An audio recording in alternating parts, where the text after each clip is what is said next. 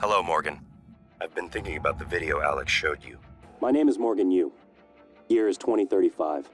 I'm aboard the Talos 1 research facility. What else? Why are we making this video? Right. Because my big brother's Your paranoid. brother believes that version of you is the true Morgan. But why?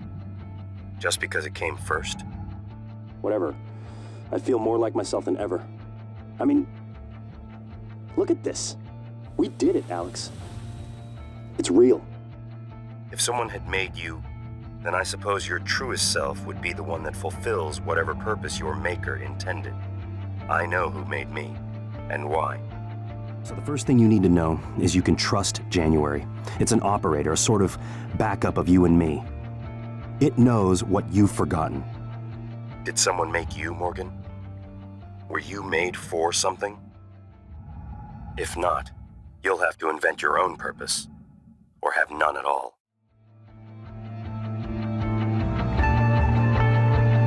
We're gonna shake things up, like old times. Everyone got it wrong when it came to understanding the story of Prey. They were wrong about Alex Yu, he's not our villain. They were wrong about January, he isn't our friend. And they were wrong about Morgan Yu, he isn't dead. But how am I so certain about this? You're probably wondering to yourself. Well, Prey's main theme and how you understand it depend on one thing only: your empathy. How empathetic you are to these characters and world will dictate what you take away from Prey's story. Once you know that, you can start to analyze and understand all the pieces of this puzzle that Prey gives you. And that's what I did. I looked over every piece of dialogue, audio log, character motivation. Do you know what I learned? Because I guarantee that after you hear what I have to say, it will change your whole perspective of this game. Are you with me? Good. Let's get started. Let's do a quick story recap because it's been 5 years since this game came out. It's empty. Oh my god! Security! Security! You play as Morgan Yu and you're trapped on a space station with aliens that want to eat you. And they don't want to gobble down your flesh like regular aliens. Oh no. In true cosmic horror, these aliens want to eat your consciousness. These aliens are called Typhon. You and your brother were researching the Typhon before you got a drug-induced amnesia from injecting alien DNA into your brain. During one of your relapses, you wake up to the aliens breaking their containment and killing most of the crew aboard Talos 1. Your brother Alex has locked himself in his safe room and seems to be making the situation worse instead of fixing it.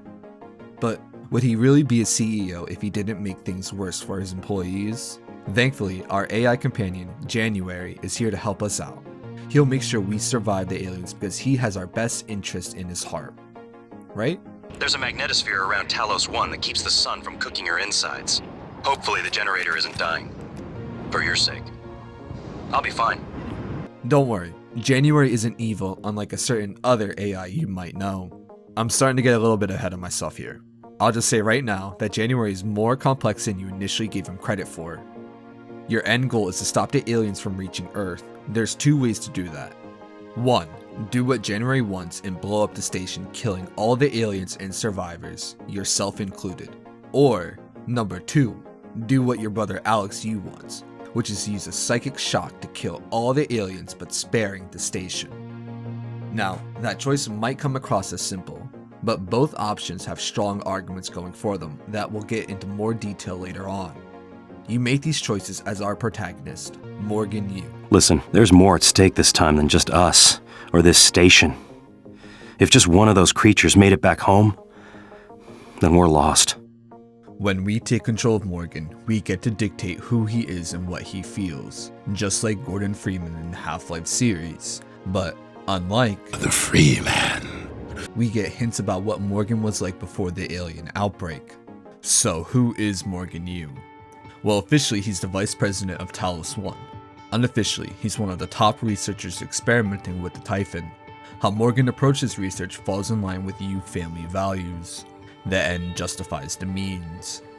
Morgan abandoned his humanity to help him better understand the Typhon. They started studying how the Typhon interact with humans. These human test subjects would wind up being killed by the Typhon in these experiments. But Morgan wasn't satisfied with the progress of this research and wanted to do more drastic experiments. He was going to put Typhon neurons into his own brain, therefore giving him supernatural abilities. However, there was a problem. When you remove the Typhon neurons, your memory gets reset before you put the neurons in. So, being a genius that Morgan is, he creates a backup plan in case his own brother trapped him in a simulation or the Typhon break loose. Meet October, Morgan's backup plan.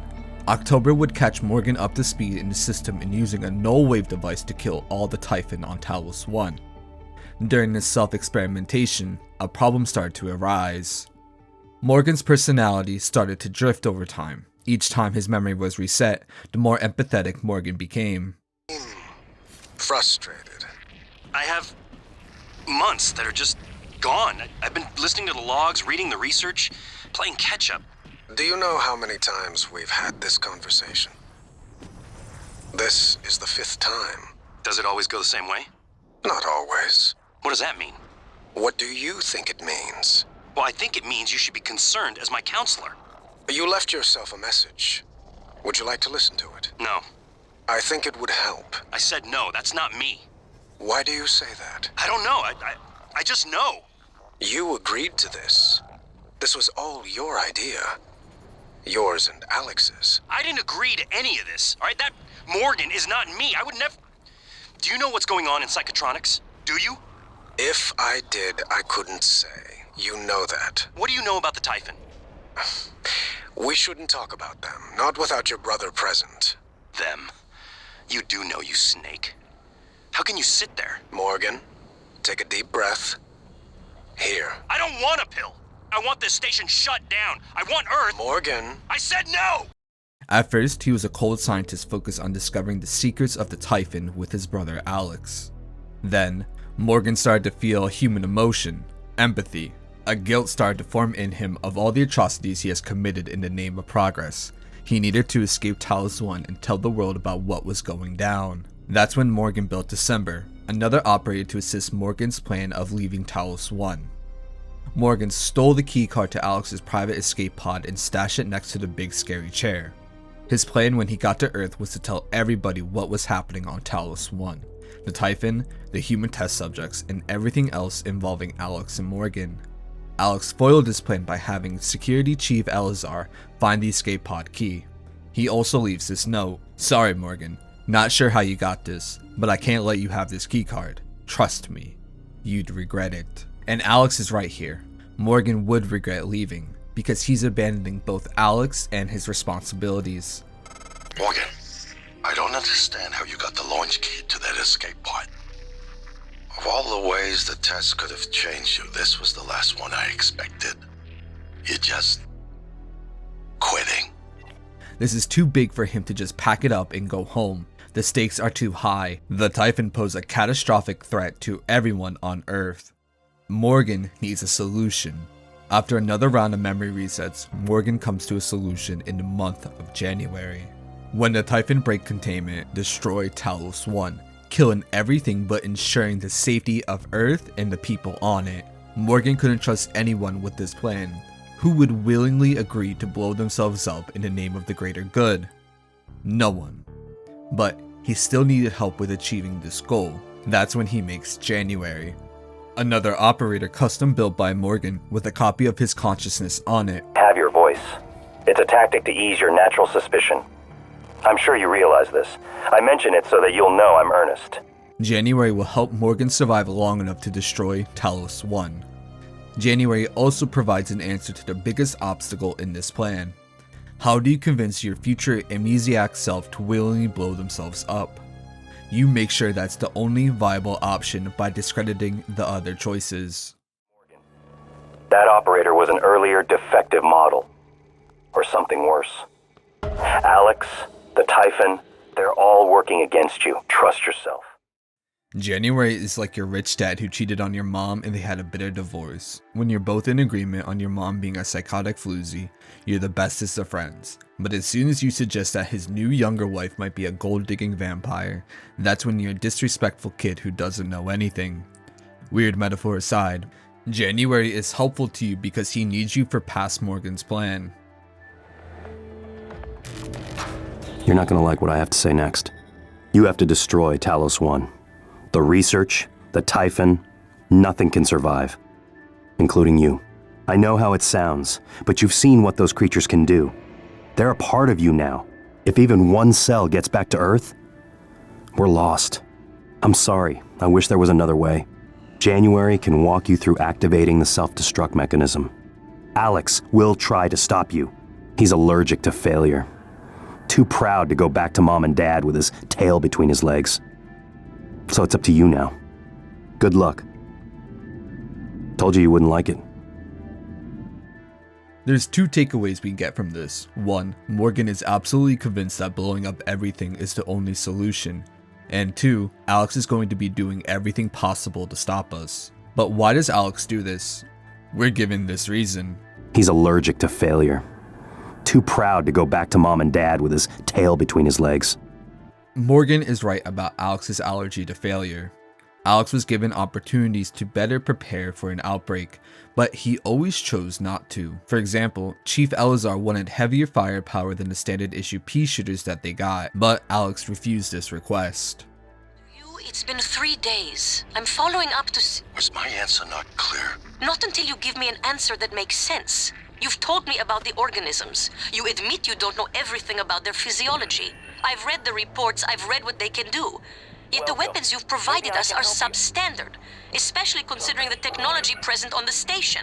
The Typhon is secure. Your job is to keep the employees pointed in the right direction.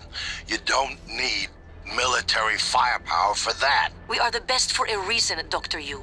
It would be in your interest to invest a little more in light of the unusual circumstances. If even one of those organisms escapes... Thank you for your suggestion, Chief Elazar. I'll take it under advisement.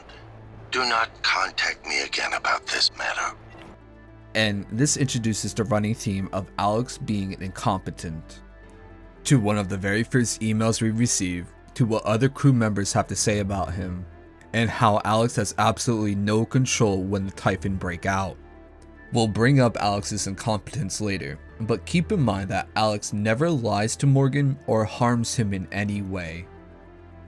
An instance of this happening is when we're in Psychotronics. Alex teaches Morgan how to acquire alien powers. He does this to ensure Morgan has the best possible chance of surviving against the aliens. January will immediately warn against Alex's suggestion, saying that Morgan will lose himself. Morgan, a warning. If you scan enough Typhon organisms, you'll be able to install neuromods that are powerful, but they're the reason we're in this mess. For one thing, the station's defensive turrets will identify you as an alien threat. There might be worse consequences I can't yet see. I don't want you to lose yourself. Which isn't true at all. It's January trying to discredit Alex and influence the player into not trusting him, because nothing will stop January in achieving his goal. Not even if another version of January comes along. Introducing December again. While October might be stretched on a table right now, December is fully functioning and he contacts us. This time we spoke. My code name is December. My purpose was to help you escape Talos 1. I know your memory's shot full of holes, but you left instructions that the Typhon should break containment. Alex has a private escape pod. You made a copy of his launch key and hid it in the neuromod division, along with a supply cache. Meet me back in the foyer. Your office isn't safe. December wants to continue the other past Morgan's plan to escape Talos 1 by means of an escape pod. And yeah, this does get a little confusing trying to keep track of what Morgan was like during the months, but I'm trying to explain the best I can. Okay, continuing on.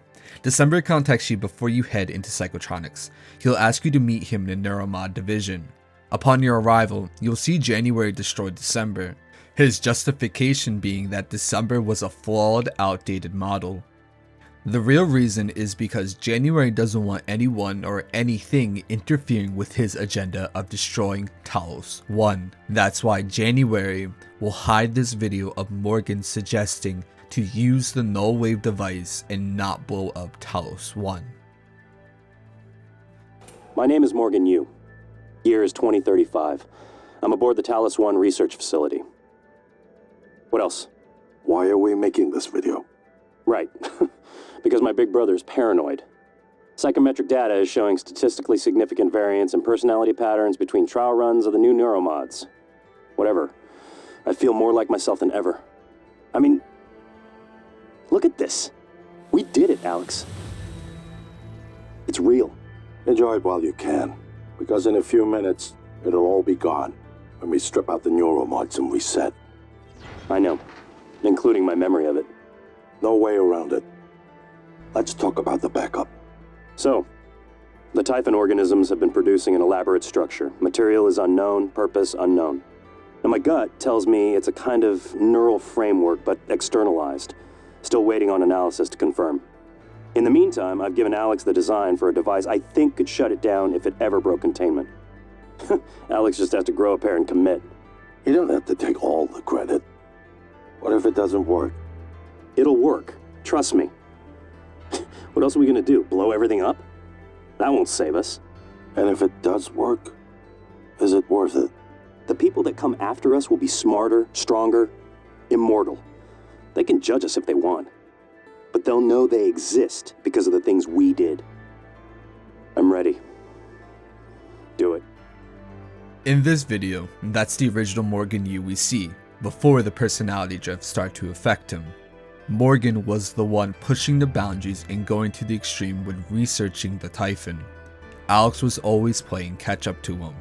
Yet Morgan was not ignorant to the dangers that the Typhon posed to Earth. He designed a failsafe, the null wave device. I also love this video too that we see because it shows that Alex and January are both doing what past versions of Morgan planned. Alex is following what the real Morgan would want, and January is following what this changed version of Morgan would want. There are two opposing sides fighting for control over Morgan, over you, the player, but January is actively manipulating you with subtlety. I've been thinking about the video Alex showed you. Your brother believes that version of you is the true Morgan. But why? Just because it came first. If someone had made you, then I suppose your truest self would be the one that fulfills whatever purpose your maker intended. I know who made me, and why. Did someone make you, Morgan?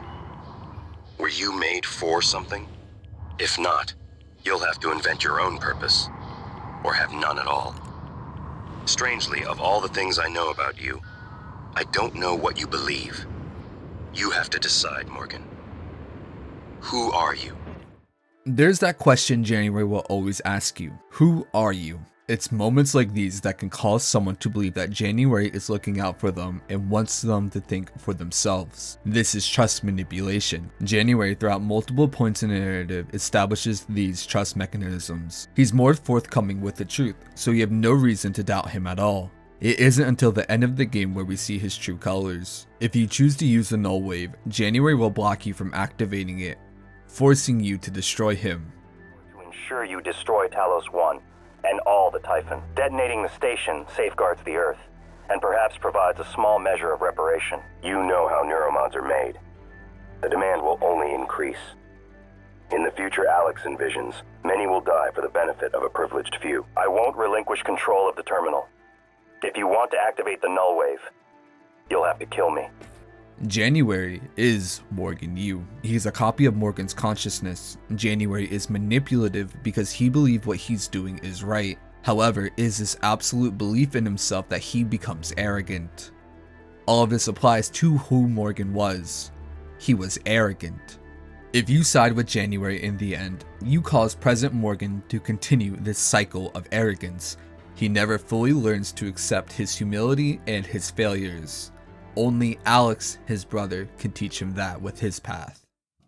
Alex Yu, the so-called antagonist of Prey. But why do people think he's the antagonist? January tells us that Alex trapped us in a perpetual amnesiac state, but he never tells us why Alex did this. So I'm here to explain why. Imagine your closest loved one. Your wife, husband, brother, sister, mother, father, son, daughter, whoever.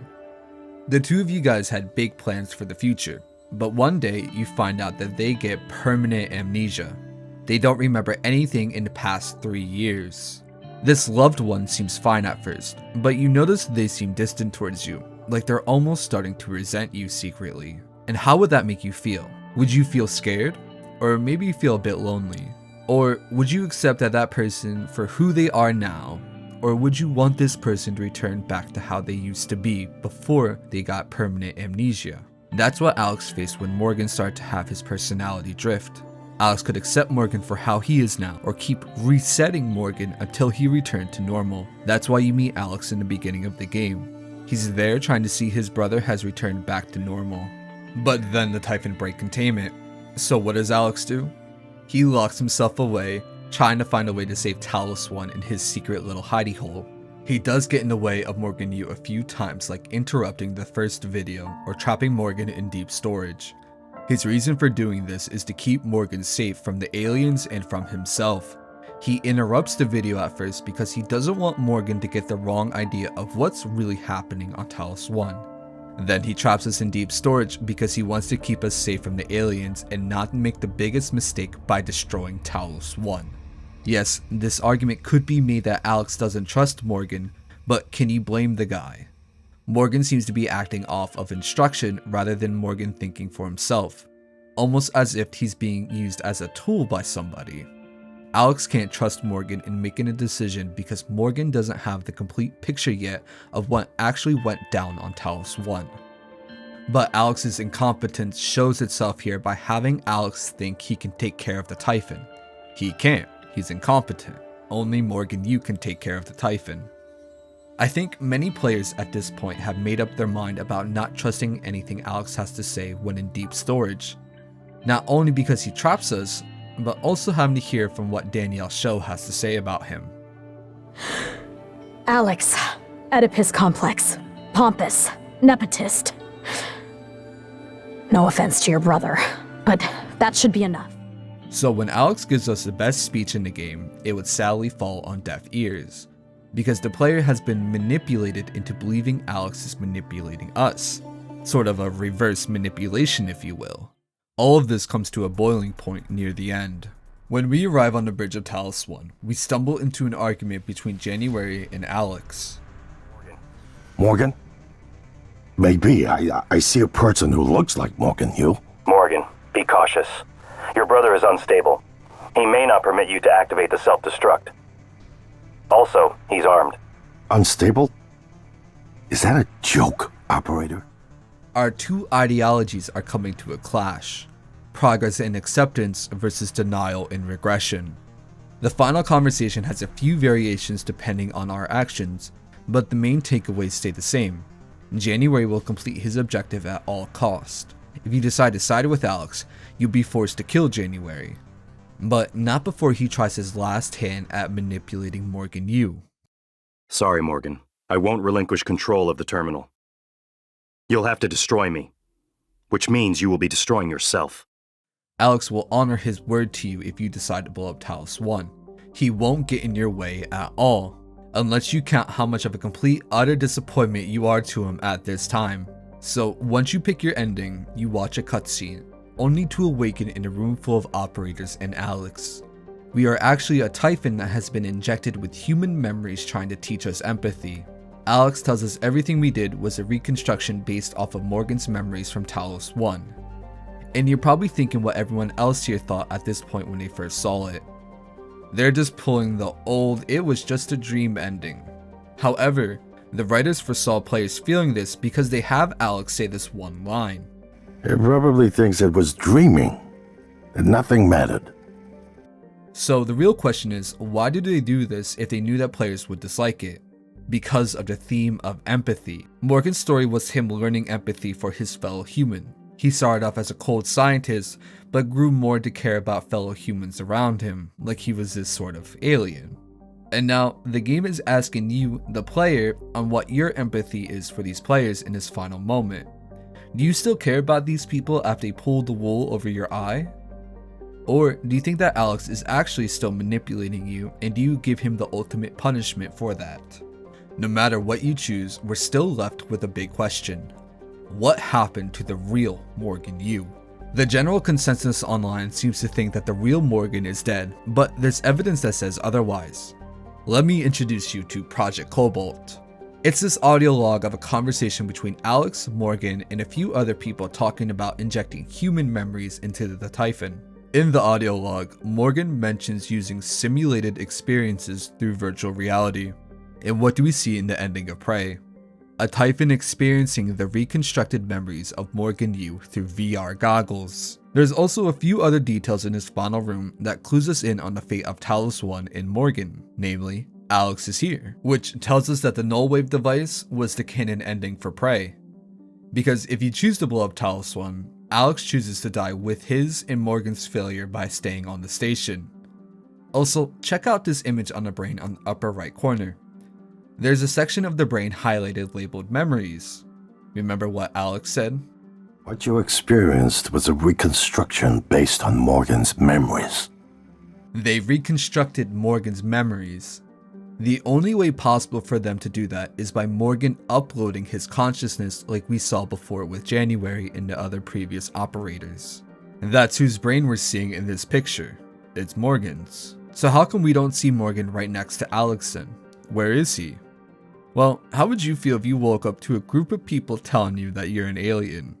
You might feel a little confused, and you might feel a little hostile too towards those people. And there we have it. Morgan is alive and well. The story you thought you knew of an evil manipulative brother trying to stop his brother from saving the world with his companion AI turns out to be your robot companion is more manipulative than Showdown, and your brother is just trying to get his family back. I hope you've enjoyed this video, and if you do, please hit the like and subscribe button. Also, tell me what you think of everything I just said in the comments, because I would honestly love to discuss the lore with people and fellow nerds. So, thank you, and have a good one. Bye-bye.